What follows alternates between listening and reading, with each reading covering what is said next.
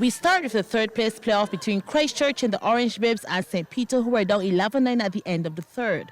So in this final 15, upping their game was key, and that they did. Nice overhead pass to shooter Tyra Griffith, who easily completed the play. The ball is heading back up court again, and watch as those overhead passes were being executed. This time it's goaltender Alyssa Davidson, who after the obstruction advantage, sinked it. They were now in control. Falling behind, the girls from the south were desperate to get in those goals. The long pass gained them the advantage call in the circle. And it was goaltender Adisha Best to step in and make it good. But after a sterling fight back, the girls from St. Peter were able to stake claim to the third place in the circle. Tyra Griffith led with 8 goals for her side as they won 17-15. And the big one, the final, the girls from the East, St. Philip in purple against the Valley girls, St. George. And it was St. George who started with the winning momentum, gaining the advantage from the obstruction call. And where shooter Rainier Eiffel missed, backing her up was attack Ciara Evelyn. Finding themselves down early out, the girls from St. Philip wanted to keep it as close as possible. A nice lob into the circle. Shooter Derica Haynes finds attack Taisha Trotman, and it's all settled. And at the end of the first, St. George had a 2-goal lead, 6-4.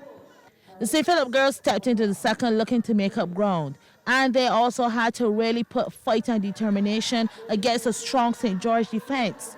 And they were able to conquer here thanks to the center and shooter Haynes. But on the other end, St. George kept the goals coming. Shooter Eiffel getting her rebound back to seal the deal. So at the half, it was 10-6, the Valley girls still leading. The third, however, saw the Eastern girls change gears as they had much better passes, and in the circle, execution was on point. And sure enough, we would see a change in guard. The girls in purple found their rhythm, and it was down the road from there. Another goal added to the tally. Still, however, trailing by 4, 16-12 at the end of the third. But call it a comeback of all comebacks, as deep into the final quarter the scores were locked. The St. Philip girls had clawed their way back into it. From center to circle now, things were really like a well-oiled machine for the girls from the East. You could see they meant business, as St. George, who led all games, saw the title being snatched from them, and everyone was playing their part, and the goals kept coming. St. George down court, still fighting to keep it in now. Talk about change in fortunes. But once in the circle, the goal will be converted.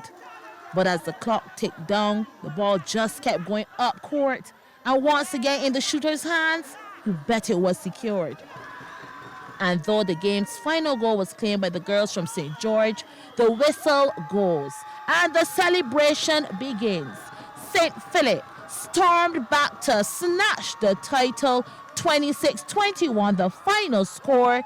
The inaugural Under-21 Barbados Netball Association Parish Tournament Trophy is heading to the East.